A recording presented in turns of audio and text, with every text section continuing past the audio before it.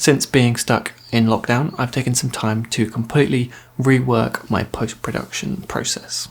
I've given it a lot of thought because the idea of losing a bunch of footage and all of that hard work is genuinely terrifying. You know that feeling when you're hovering over the button that permanently erases your footage and you're wondering if you really did copy all the files? And what about opening a project halfway through editing when this happens? Or maybe you're just trying to watch through and edit and the computer is just really struggling to play back the files smoothly.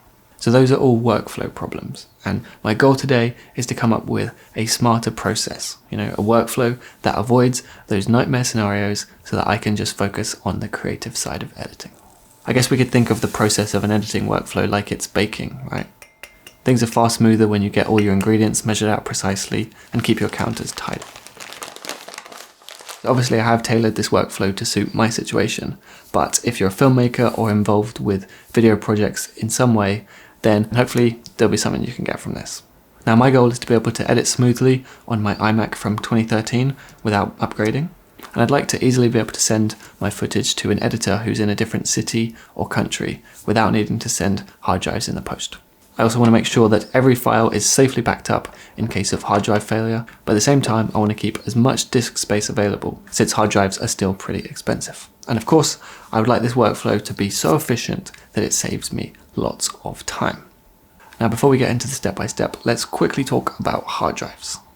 So it starts with our recording media, and I usually copy that straight onto my archive drive, which is my big drive that holds all of my old projects. And that drive has a simple daily backup that happens at midnight. Now from my archive drive, I will transcode the footage onto my primary drive, which is on the computer. And that's the one I edit from, so I try and keep only projects that I'm currently working on this drive. And because this one is really important, this one has a more comprehensive backup.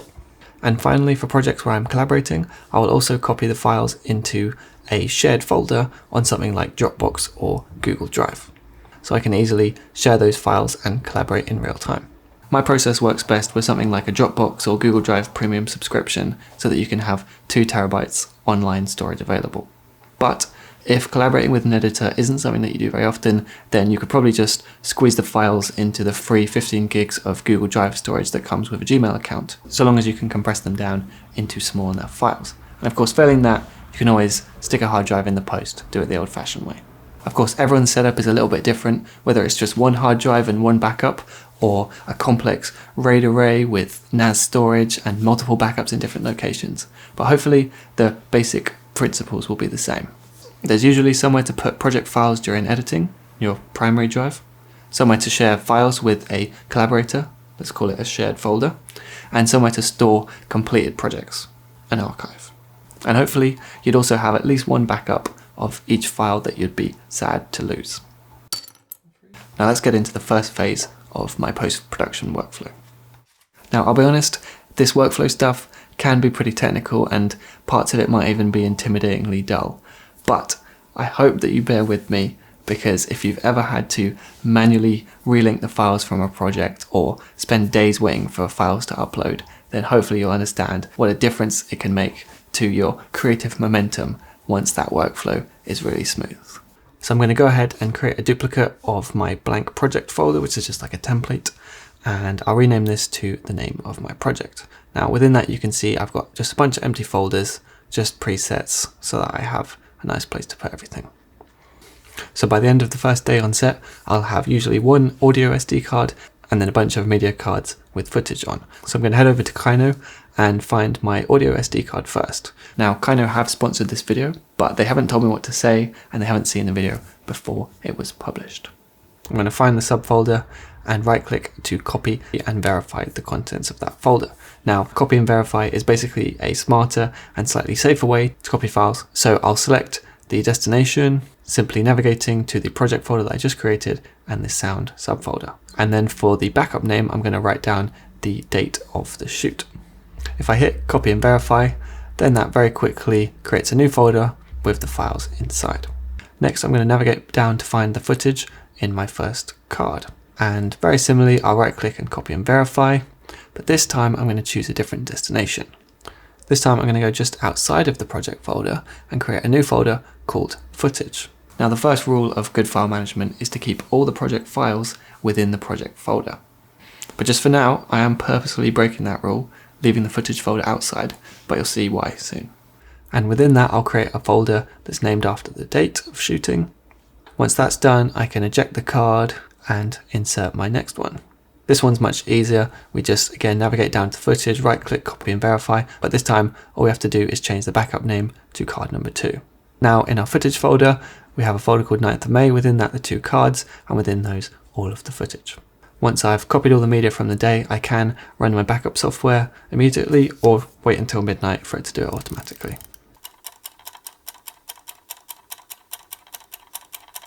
After the second day of shooting, I will find those audio files, copy and verify into the sound folder with the backup name today's date. With the new footage from today, I navigate until I can see the footage, then right click on that enclosing folder and choose the footage folder, a new folder for the day, and enter the card name as the backup name. And you can imagine if we had a 7-day long shoot, we'd have a folder for each day and the cards within that. I'm not going to do any more repetition.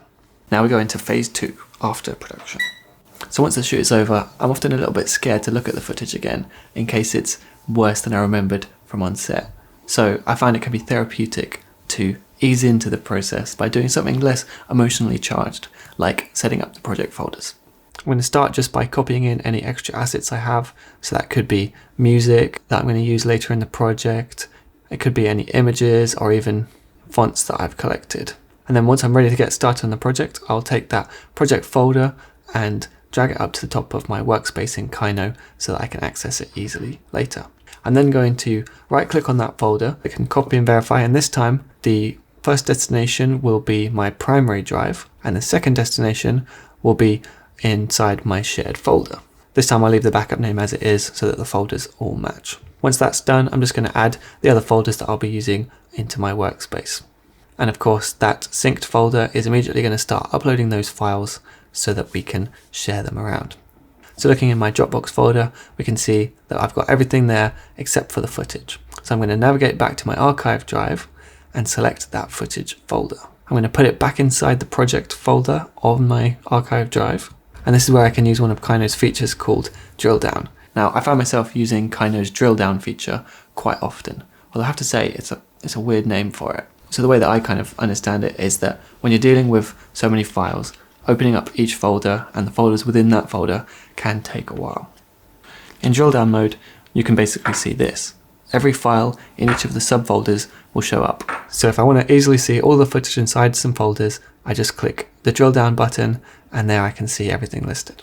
And while I'm here, I'm just going to add one more batch of footage. It's a very similar process, heading over to that project folder, finding the footage, creating a new folder, and within that, the name of the card. So now that I've got all of my footage on my archive drive, I'm going to tidy things up a little bit before I make any copies. I'm going to sort by the file name, and then I'm just going to quickly go through, select all the footage that was shot on a Canon camera, and I'm going to apply my Canon C-Log LUT. And you can see this is nothing permanent, it's just for the sake of previewing. For the rest of the footage, I know that it was all shot on my Nikon Z6, so I'm going to apply that LUT. And this next step is optional, but I've recently got into the habit of renaming my files right at the beginning. Now, the second rule of file management is that you've got to be really careful when renaming files, since most editing software uses the file names to identify the footage. So I'm going to select all and rename, this time just using the name of the project and letting Kino add the numbers afterwards.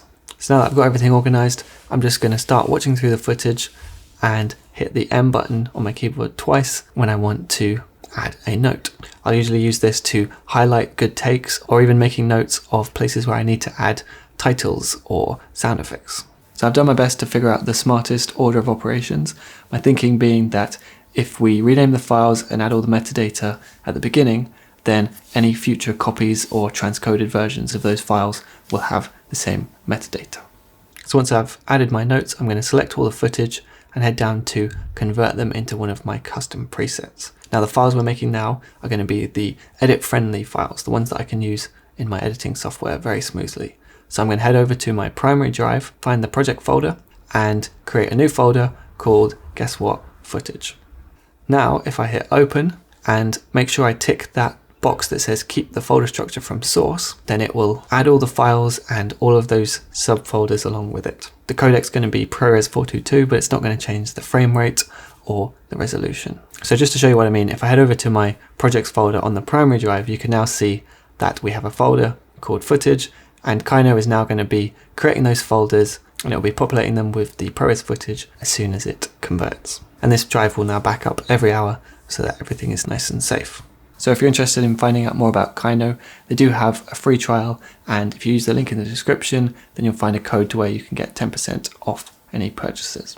Now, I do edit most of my projects myself, so I'll often skip these next few steps and move straight to phase 4, which is sending the files to my editing software. But for the projects where I am able to work with an editor, that's where this workflow gets really powerful. Phase 3, collaborating. So the ProRes files we've made are pretty big, so I'd rather not transfer those into the Dropbox folder. So what I'm going to do is I'm going to go back to my project folder on the archive drive. And just like before, from that footage folder, I'm going to select all and convert it to, this time, my second preset, which is for proxies. My destination this time will be, of course, in the Dropbox folder that we've already created, and I'll create a new folder called footage, so everything is nice and smooth between each of my 3 drives. Again, I want to make sure we keep the folder structure, and then you can see this time I'm changing the resolution to 720p so that it's smaller files, and I'm adding a LUT to these files. Because I've chosen as defined in player, then that basically takes any of the preview LUTs that we added at the very beginning of our process and will bake these into these proxy files so the editor can get an idea of what the graded footage will look like. And then I'm going to hit start. So that creates a footage folder, and you can see that as soon as those files come into the folder, they instantly start uploading to our shared folder. Nice and efficient. So next I'm going to add any scripts or shot lists, any other documents the editor might need, and I will even go back to Kino, select all the clips and export the metadata to an Excel sheet, so I can basically make a marker list. Putting that in the Dropbox folder, the editor will be able to really easily just preview that file and see time code and a little thumbnail along with the descriptions of the markers that I added. So now that the folder has been synced, I can now share this folder with my editor.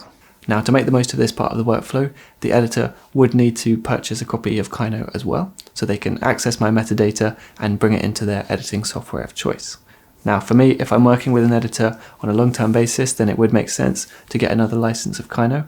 But of course, for shorter projects, then we can just kind of not worry about the metadata if it's a simple one, and just use Kino on my end.